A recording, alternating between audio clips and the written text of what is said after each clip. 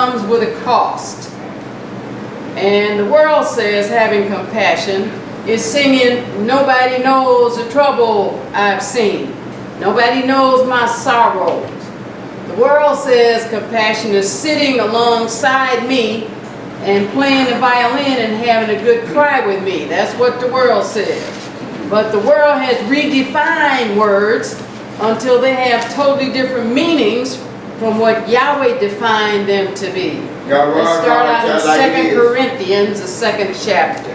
2 Corinthians, the 2nd chapter. Praise the mighty. The world says having compassion means nobody knows the trouble I've seen. Just sit beside me and pat me on the back and tell me, yeah, it's going to be all right. But the world has redefined words so they don't mean what Yahweh said they mean. 2 Corinthians 2, and let's read one verse, verse 11. Lest Satan should get an advantage of us, for we are not ignorant of his devices. So, Satan is not supposed to get an advantage of us. He had an advantage of us before we came to Yahweh, but Yahweh is cluing us in and giving us pertinent information, so he never has advantage of us again. It says, lest Satan should get an advantage of us, for we are not ignorant of his devices. So we are supposed to know that the dictionaries are one of Satan's devices. When we're regenerated, our compassion deepens, but if we've been using Satan's definition, then we don't even know what compassion is, so it cannot deepen. If we had used an example about this song that Aretha Franklin, they say she was the queen of soul in the secular music world, and she made this song entitled Who's Zooming Who? So they say that the meaning of that song is totally different from what she meant by the song. So the original meaning of Who's Zooming Who versus the 2020 meaning, or the meaning that they have redefined it to mean. Like it is, bro. It says the song came after someone asked Franklin, what did she do at night to have fun? And it says she stayed close to her Detroit home and she didn't travel much. But she went to nightclubs and she said, maybe I see somebody in the corner who looks kind of cool, and he looks at me and I look at him, and it's like, who's zooming who? But as soon as he thinks he's got me, then I jump off the hook. So they've changed the meaning of that totally on who's zooming who. But what we need to know, just like we just read in 2 Corinthians, is the enemy has been trying to zoom in on us. He was zooming in on us before we knew Yahweh. He was putting us up under a microscope. He was seeing what he could do to get us off balance and keep us off balance. Seeing who he could send against us, or what somebody could say against us or do against us. But what Yahweh wants us to know is the enemy has been zooming us long enough. Now it's time for us to zoom in. That's right. Let's go to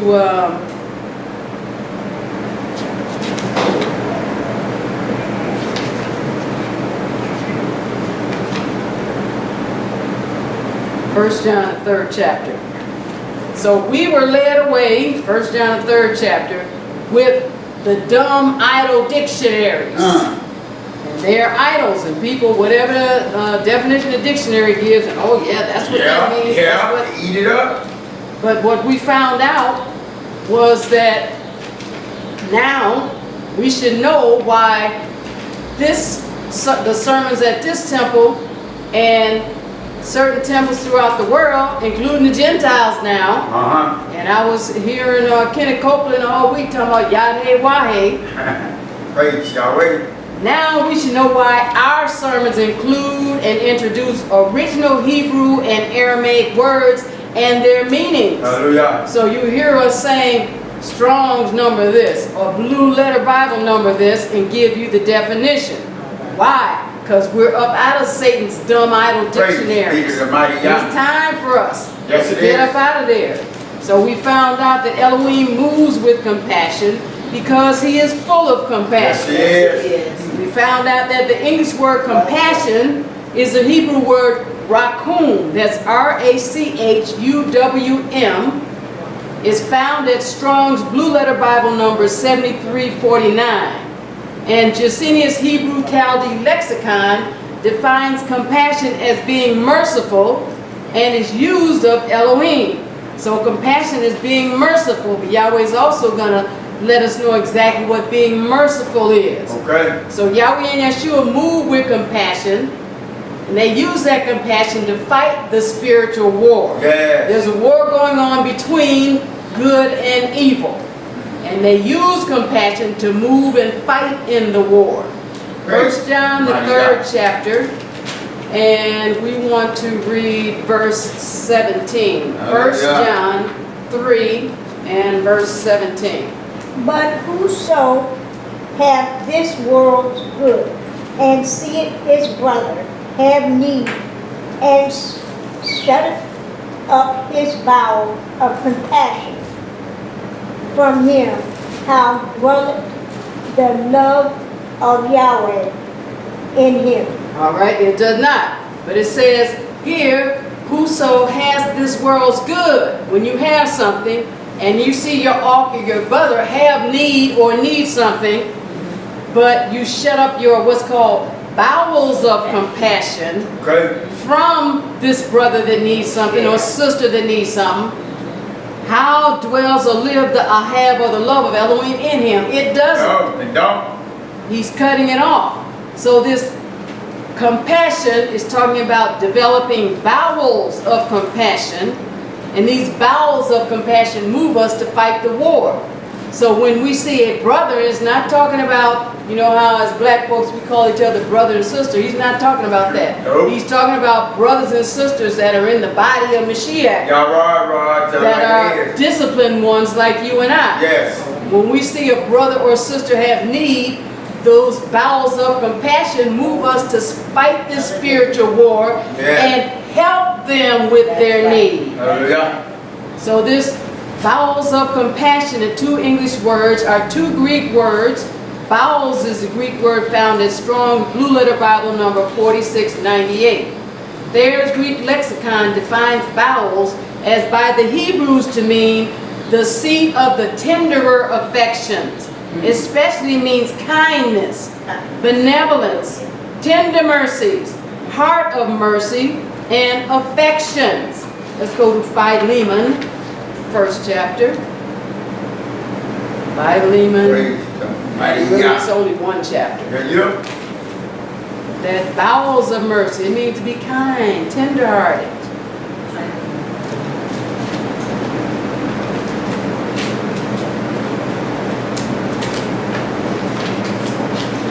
Okay, Philemon, just in front of Hebrews. And let's read verses 20 and 21, please. Hallelujah.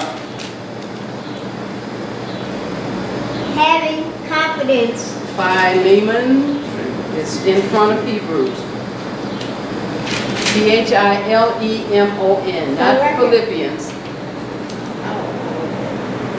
It's one book. In front of Hebrews, verses 20 and 21.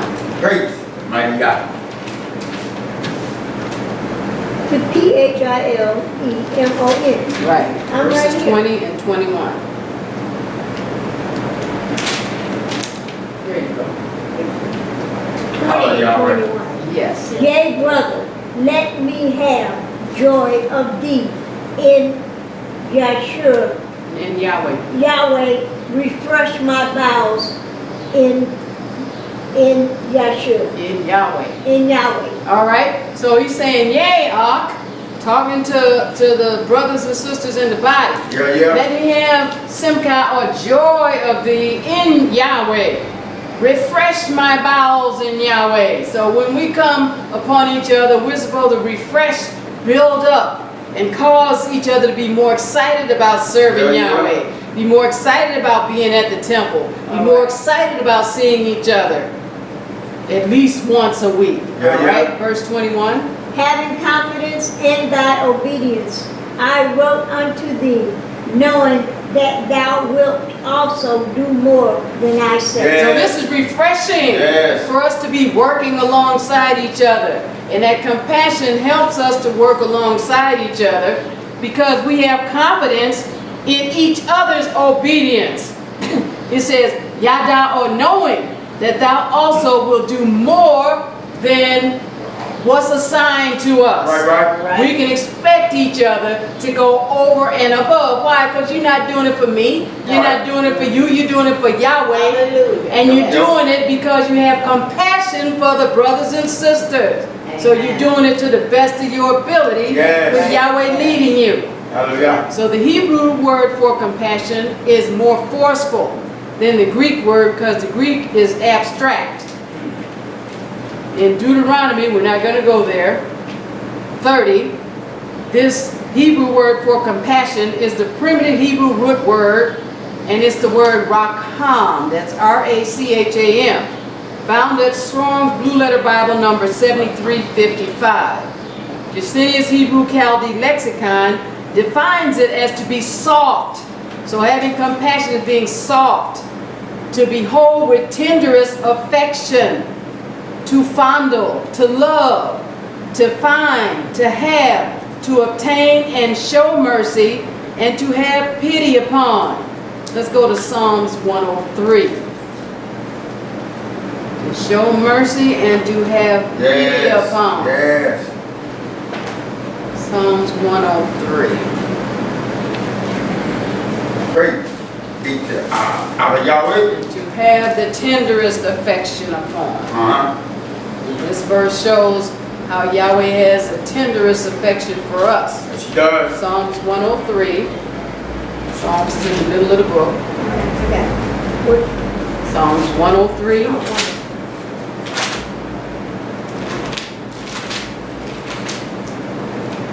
Verses 13 and 14. Great. Mighty Yah. Like as a father pitieth his children, so Yahshua, Yahweh pitieth them that fear him. For he knoweth our frame. He remembereth that we are dust. Yeah. All right, so here is using this word compassion as pity. Like as a father pitieth his children. When children are young and they're helpless, and even after they get to a certain age, they still don't know things. They're dependent upon us and looking us to instruct them and guide them. So he's as a father towards us, pitying his children, having the tenderest affection, having mercy upon them. So Yahweh pitieth them that respect him. For he knoweth our frame. He knoweth we were made out of dirt. And he breathed into the dust. He remembers that we're dust. So he's pities us. He's long suffering. He has great patience with us. Yes, he does.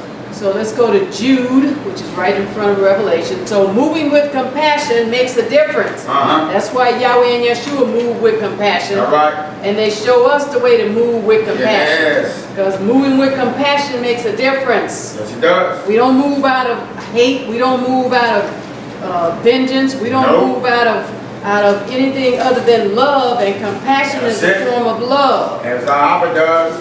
In order to fight this war and win, then you have to move in a spiritual manner. Hallelujah. Spiritual war. All right, that was it, Jude. Right there, and read verses 22 to 23. Hallelujah.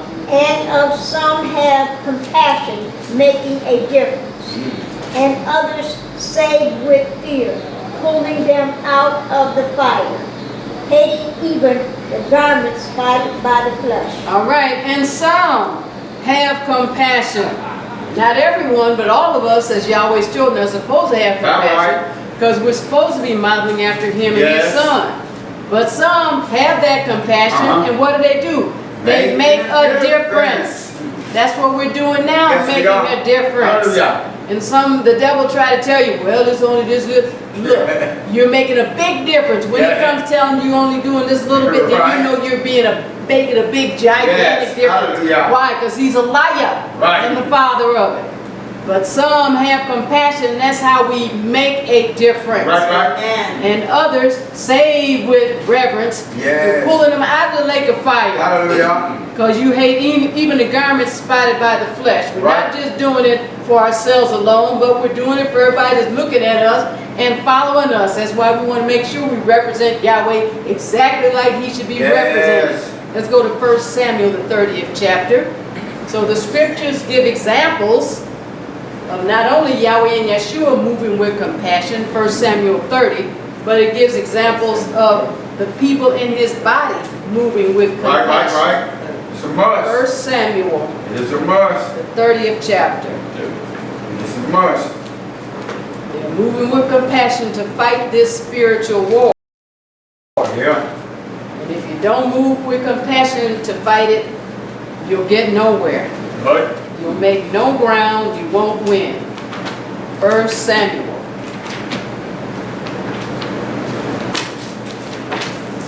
'30th chapter. Keep going.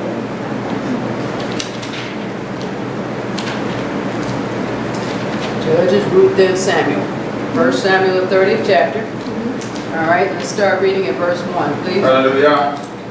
And it came to pass, when David and his men were come to Ziklag on the third day, that the Amalekites had invaded the south, and Ziklag, and smitten Ziklag, and burned it with fire. Verse 2.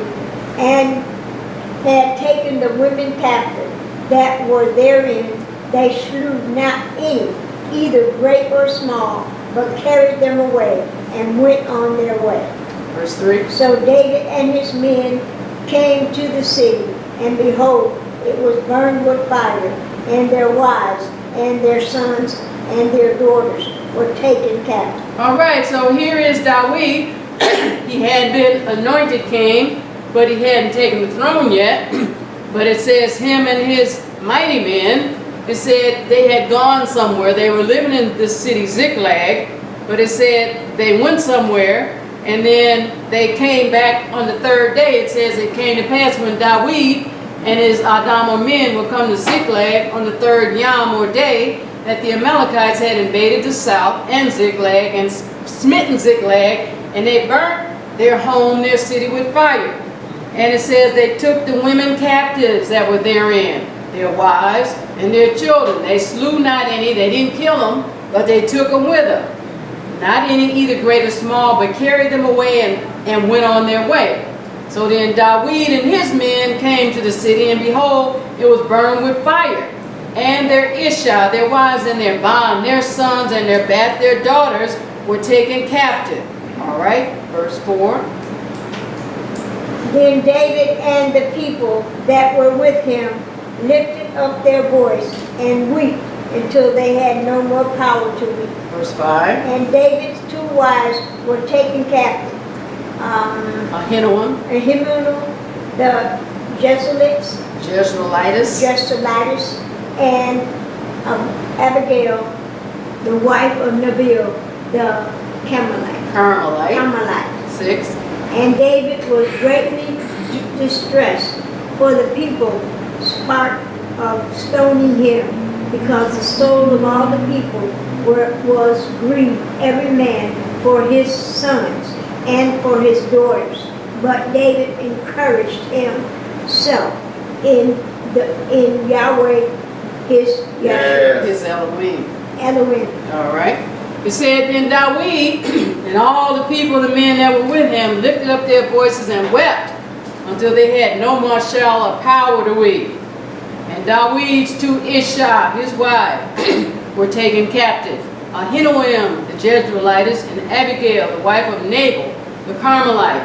And it says David was greatly distressed, for the people spake of stoning him, because the nephesh of the soul of all the people was grieved, every Adam a man for his bond, his sons, and for his bath, his daughters.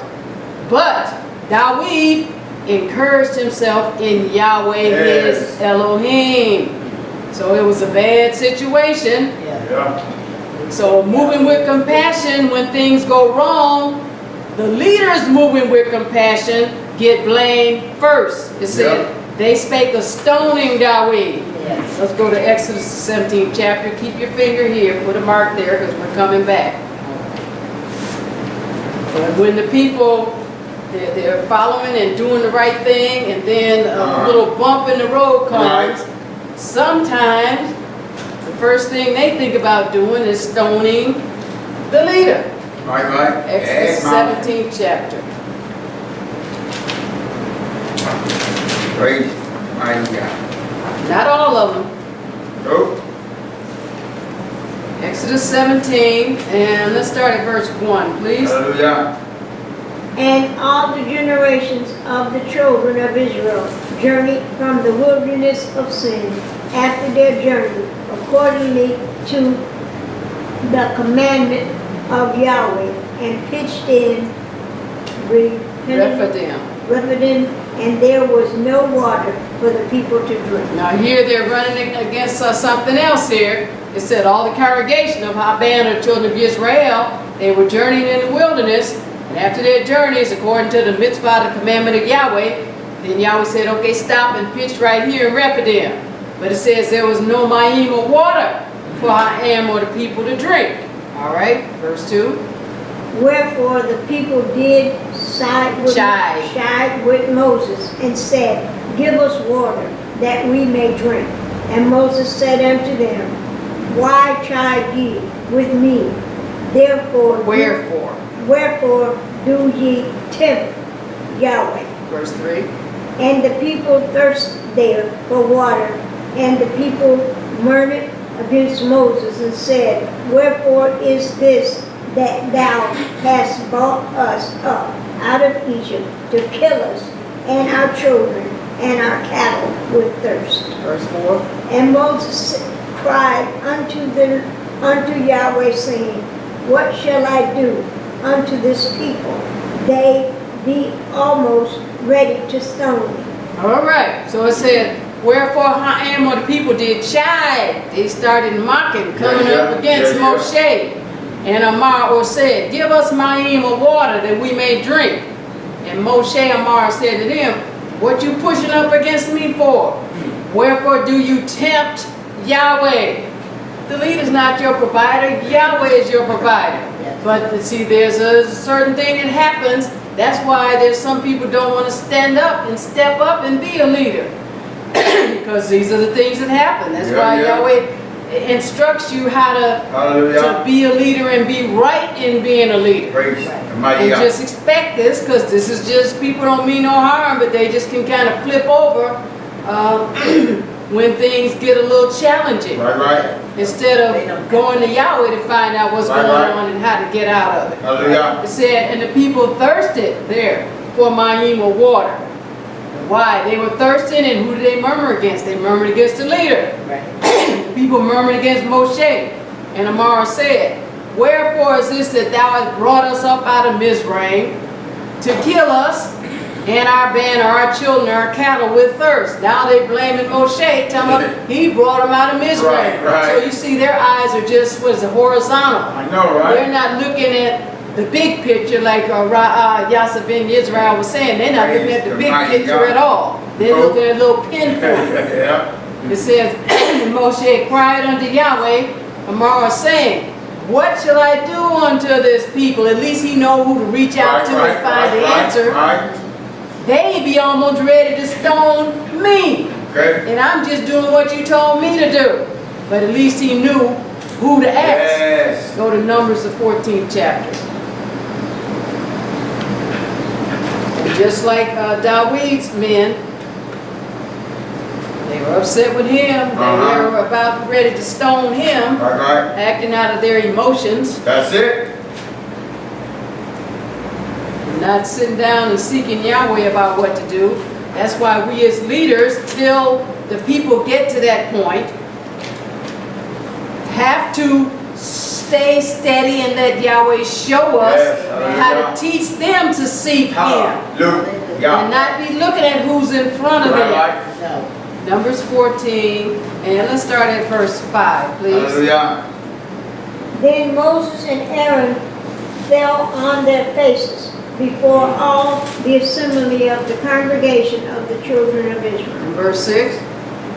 And Joshua the son of Nun, and Caleb the son of Jephunneh, which were of them that searched the land, rent their clothes. Verse 7. And they spake unto all the company of the children of Israel, saying, the land which we passed through to search it is an exceedingly good land. So, here is when Yahweh told Moshe to appoint 12 men to go spy out the land of Canaan and come back and gather the information and then give them a report of the land so they could plan the strategy and Yahweh could tell them how to take the land over. Right. 10 of them came back and gave a wicked report, gave a chicken report, and said they were like grasshoppers and they couldn't do it. Then 2 of them gave the report and said, hey, Yahweh's with us, we can do it. Yes. So here we read in verse 5 where after Moshe, the leaders that were from Yahweh, heard this chicken report that the 10 gave, the majority gave, and said, then Moshe and Aaron fell on their faces before all the assembly of the congregation of the children of Yisrael, the band of Yisrael. Why? Because when the children of Israel looking at chickens for leaders, when they're looking at people not standing up and not trusting in Yahweh and letting Yahweh lead them and tell the people, look, Yahweh's the one that's leading us. Yes.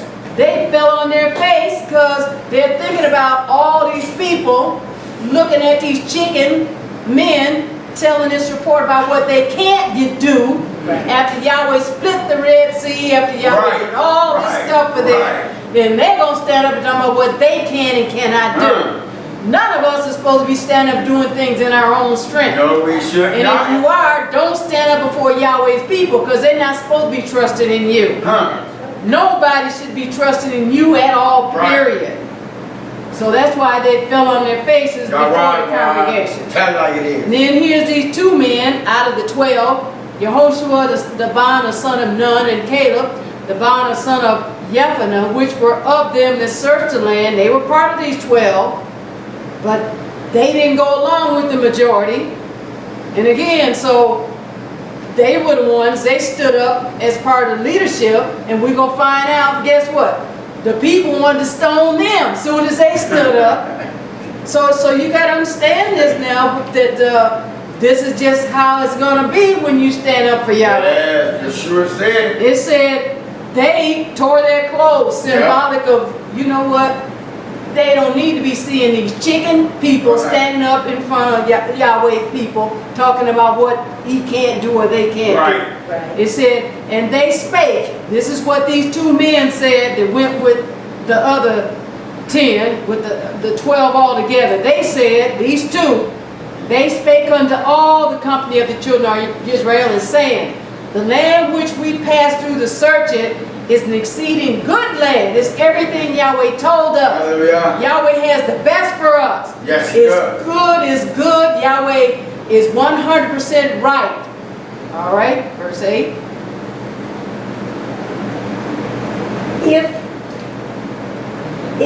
If Yahweh delight in us, then he will bring us unto this land and give it us, a land which floweth with milk and honey. So these men knew already, even though they weren't quite up over the congregation, they were in certain positions.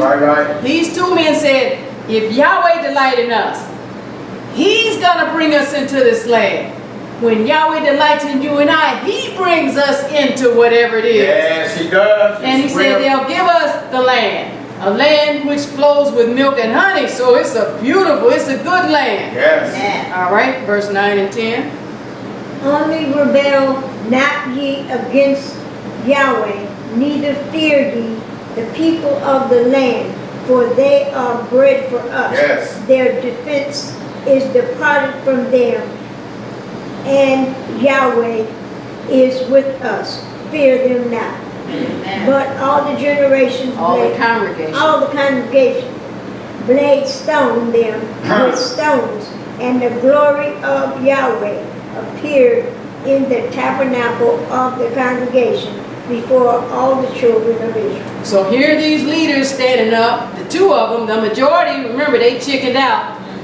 These two men said, only rebel not against Yahweh. Yep. If Yahweh delight in you and me, He will. He is bringing us into the land. Yes. And the way He delights in us is we're trusting in Him. That's it. We're standing up and saying, yes, Yahweh said this, Yahweh said that, Yahweh's Hallelujah. doing this, Hallelujah. Yahweh's doing that. They said, only rebel not ye against Yahweh. And don't fear the people of the land, for they are bread for us.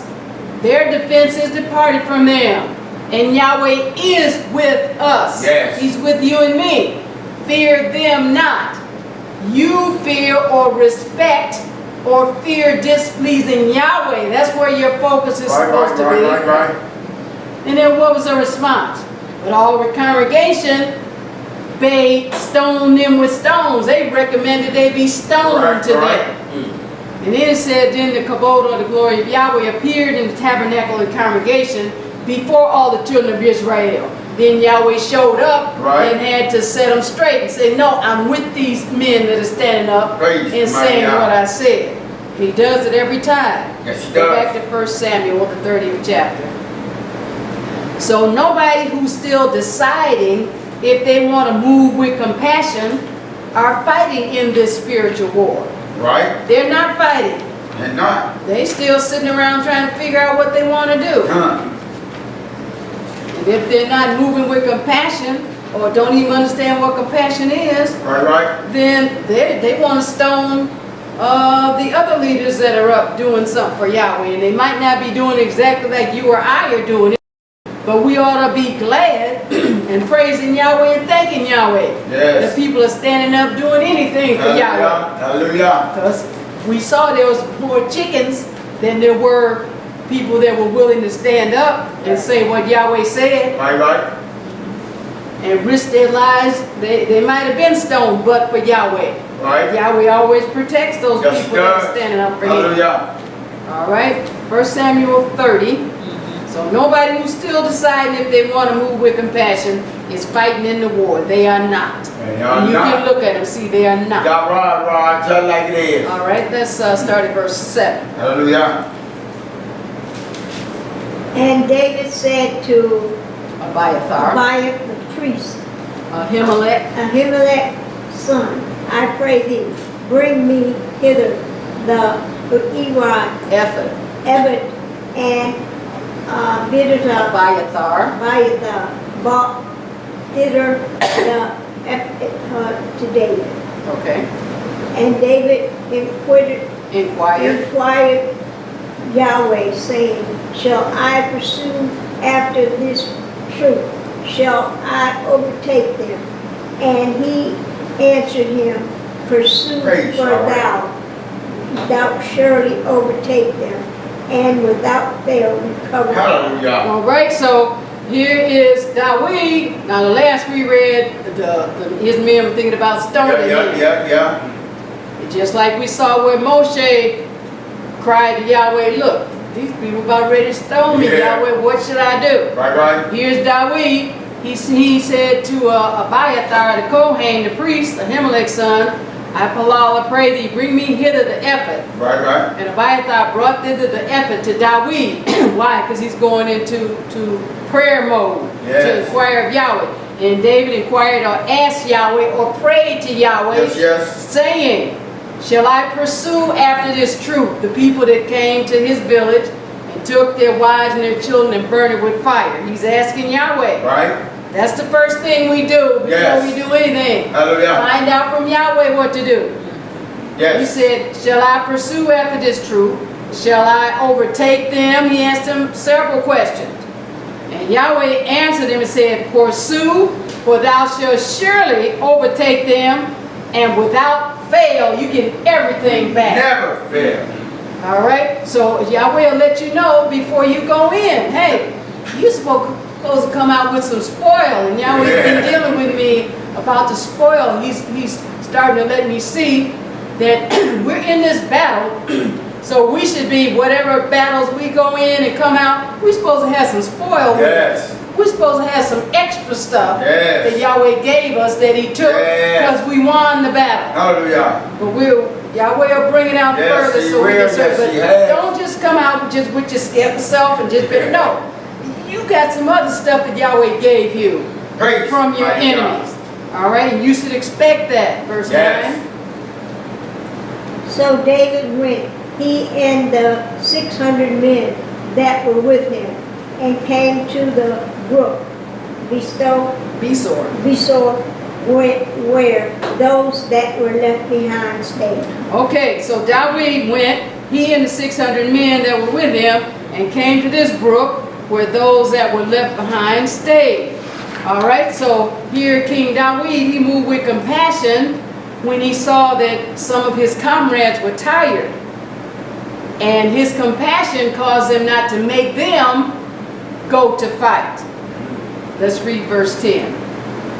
But David pursued, he and 400 men, for 200 abode behind, which were so faint that they could not go over the brook Besor. Yes, it says, and David, he and 400 men. Remember, he had 600 men. Right. It says, he and the 400 men pursued. For 200 stayed behind, which were so faint, they could not go over the brook Besor. So his compassion said, all right, you brothers, you all stay here. And us four will go. Yeah. All right, you notice he didn't say, okay, I'm going to stay here with the ones that stand behind. No, the leaders go with. Hallelujah. All right, verse 11. And they found an Egyptian in the field, and brought him to David, and gave him bread. And he did eat, and they made him drink water. Verse 12. And they gave him a piece of a cake of figs, and the 2 clusters of raisins. And when he had eaten, his spirit came again to him, for he had eaten no bread, nor drank any water, 3 days and 3 nights. Verse 13. And David said unto him, to whom belongest thou, and whence art thou? And he said, I am a young man of Egypt, servant to an Amalekite, and their master left me, because 3 days had gone, I fell sick. All right, so now here it just happened that this man got sick, but really it was something from Yahweh to where he could clue David and them in. He was part of the group that had invaded, but he was a servant, he wasn't a soldier. It says they found a Mizrahi or Egyptian in the field and brought him to David and gave him lechem of bread, and he ate, and they gave him to drink ma'im of water. They gave him a piece of a cake of figs and 2 clusters of raisins. So this is soldier food. Yeah. Figs and raisins. And when he had eaten, his ruach came again to him, for he had eaten no lechem of bread, nor drunk any ma'im of water for 3 yom days and 3 lael nights. And David said to him, to whom do you belong? And where are you coming from? He said, I'm a young Adam of Mizraim, or Egypt, and Ebed a servant to an Amalekite. And my master left me because 3 days ago I fell sick. All right, now he's going to reiterate to him about how they came to David's hometown. So there are no coincidences. Nope. There's no accidents. There's no luck. All right, Nope. it's divine appointments. Yes. All right, verse 14. We made an invasion upon the south of the Sherethites. and upon the coast which belongeth to Judah, and upon the south of Caleb, and we burned Ziklag with fire. So here's the servant letting them know. Yeah. See, he didn't know that that was his city. Yeah. And he's just, Yahweh sent this man Yeah. to fill him in that we made an invasion upon the south of the Cherethites and upon the coast that belonged to Yehuda and upon the south of Caleb, and we burned Ziklag with fire. So then this is Yahweh letting David know. Right. Okay, verse 15. And David said to him, Canst thou bring me down to this company? And he said, Swear unto me by Yahshua, Elohim, that thou wilt neither kill me nor deliver me unto the hands of my master, and I will bring thee down to this company. 16. And when he had brought him down, behold, they were spread abroad upon all the earth, eating and drinking and dancing, because of all the great spoil that they had taken out of the land of the Philistines and out of the land of Judah. All right, so here it says, David said to the young slave, can you bring me down to this company of people? He said, okay, but give me your word. He said, by Elohim, that you won't kill me nor deliver me into the hand of my master, and I'll show you where they're at. And then he led him. He said, when they had brought him down, behold, they were spread abroad all the earth, eating and drinking and dancing, because of the great spoil they had taken out of the land of Philistines and out of the land of Yehuda. Right. All right? Now, what happened then? Verse 17. And David smote them from the twilight, even unto the evening of the next day, and there escaped not a man of them, save 400 young men, which rode upon camels and fled. Verse 18. And David recovered all that the Amalekites had carried away, and David rescued his 2 wives. All right, so it said, and David, beating his men, smote them from the twilight even until the evening of the next yom. And there escaped not Adam a man them, except 400 young men which rode upon camels and fled.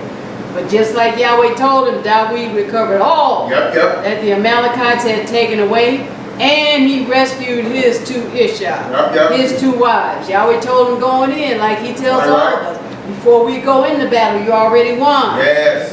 But you still had to go to the battle. Yes. Right. All right, verse 19. And there was nothing lacking to them, neither small nor great, neither sons nor daughters, neither spoil nor anything that they had taken to them. David recovered all. 19.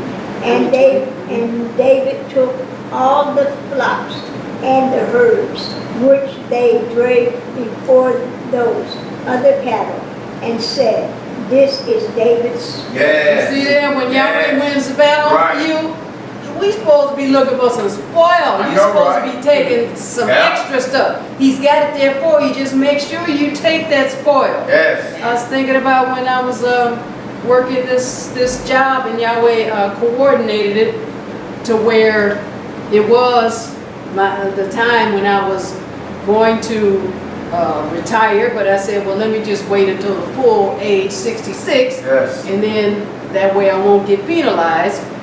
And then this young partner decided, oh, you know what, let's just lay her off early.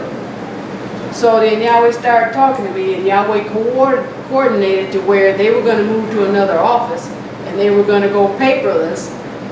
And Yahweh started talking to me, and he didn't use the word spoils, but he just said, just go ask them, do they want that file candy? Do they want this? Do they want that? So Yahweh had me left there with 3 laptops, left there with 2 of those 5-drawer lateral cabinets. We got one back here, and one at home.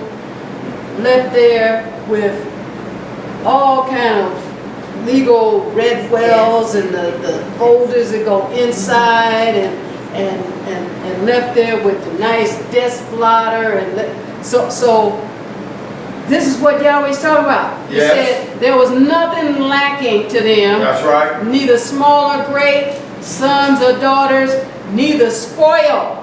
Right. When we go into battle, we're supposed to be coming out with some spoil. Yes. Nor anything that they had taken to them. David recovered all And Dawid took all the flocks and the herds which they drave before those other cattle and said, this is David's spoil. Yes. So I mean, I got just all kind of spoil, and I'm still using that laptop today.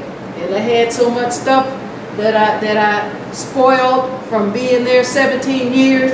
And then Yahweh was just quickening it to me these last couple of months, like, yeah, watch out, Yahweh. Yeah. I mean, pens and pencils and just whatever.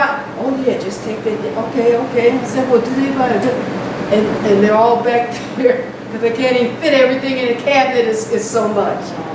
Bless the mighty Yahweh. This is Yahweh's spoil. You got some spoil when you go to the battle. Yes, we Just do. be sure you look for it. Yes. Yahweh told King Dawid how to move with compassion.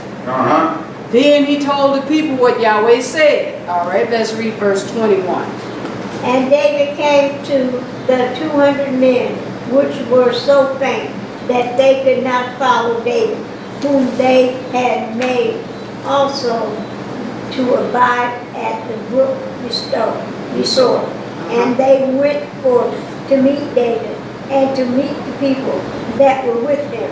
And when David came near to the people, he saluted them. All right, so then here's King Dawid moving with compassion, and he's saluting the brothers that stayed behind the 200. And they came forth to meet Dawid, and he to meet the people that were with him. And when Dawid came near to the people, he saluted them, say, hey brothers, we're back. Right. We got it all, just like Yahweh said. So King David discerned now, but his men that went with him, all of them, were not moving with compassion. Let's read verse 22. Then answered all the wicked men and the men of Belial, of those that went with David, and said, because they went not with us, we will not give them of the spoil that we have recovered, save by every man his wife and his children, that they may lead them away and depart. So these people not moved with compassion at all. Right. Not tender-hearted, no affection. Yeah. They're just saying, hey. Then answered, you see what Yahweh called them, right? Then answered all the wicked men and men of Belial, men of the devil. Yeah. Right. And those that went with Dawid. And they said, because these 200 men didn't go with us, we will not give them any of the spoil that we have recovered, except we'll give them back their wives and their children. Then they can get out of here. Right. All right? But you see what Yahweh said? They were wicked to think that way and to say that. All right? But King Dawid remained compassionate. He rebuked the men. And he stood up as a leader and he followed through with what Yahweh told him to do. That's right. He told them they were wrong. All right, verse 23. Then said David, ye shall not do so, my brethren, with that which Yahweh. Always Old Testament, Yahweh. Given us, have preserved us, and delivered the company that came against us into our hands. Yes. 24.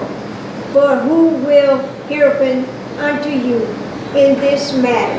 But as his part is that goeth down to the battle, so shall his part be that carried by the stuff.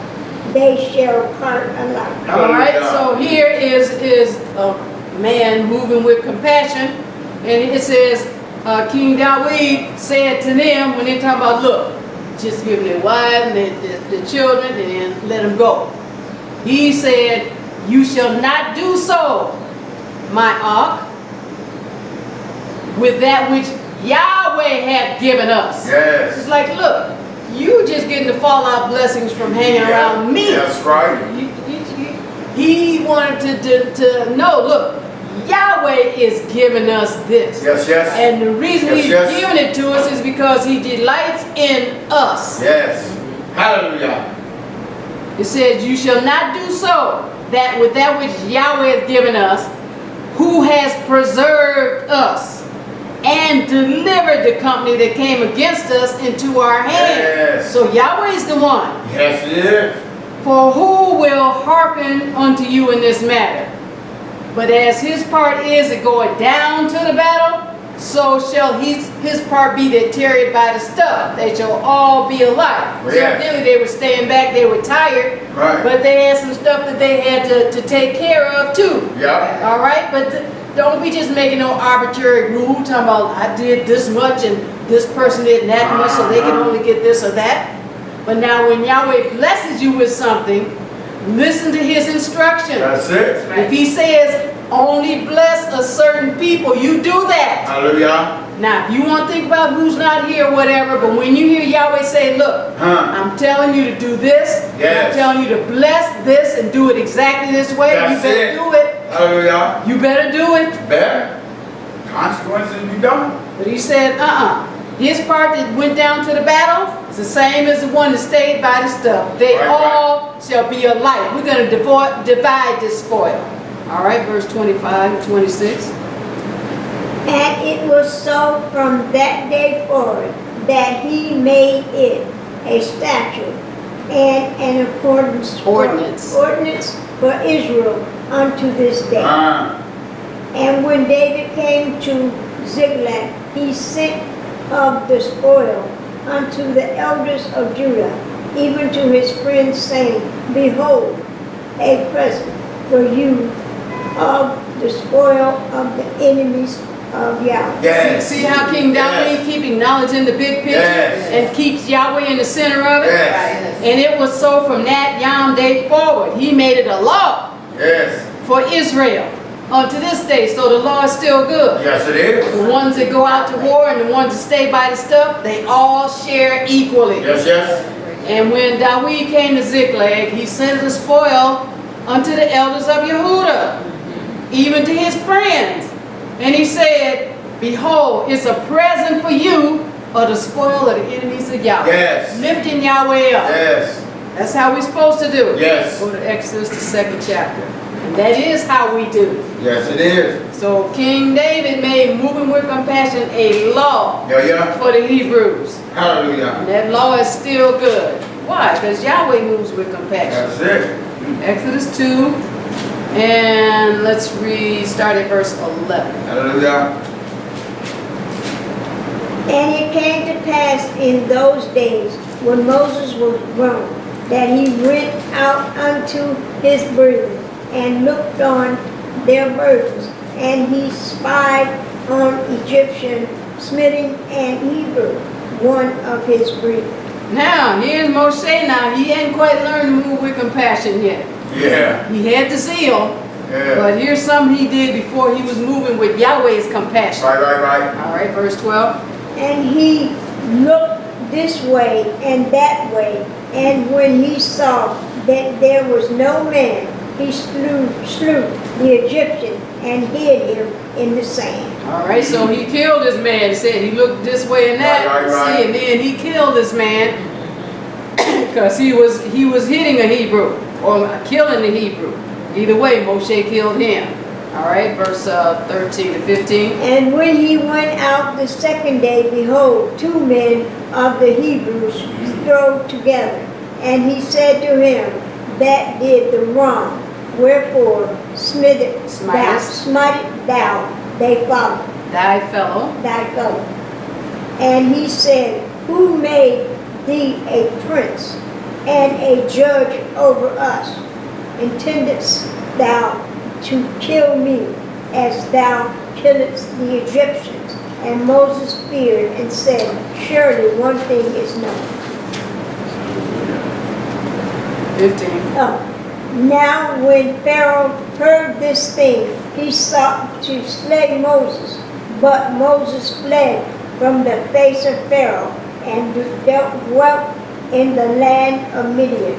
And he sat down by a well. So Moshe was a little confused, but after the the two Hebrews start fighting together, and then Moshe, look, y'all don't do that. They said, what, you gonna kill us like you killed the Egyptians? He said, whoa! I thought nobody saw me, but they knew that. Yeah. And so it said, now when Pharaoh heard that he had killed the Egyptian, he sought to kill Moshe. So Moshe fled and went to the land of Midian. He sat down by the well, trying to figure out, okay, wait a minute, I thought I was doing right by Yahweh. But so he wasn't.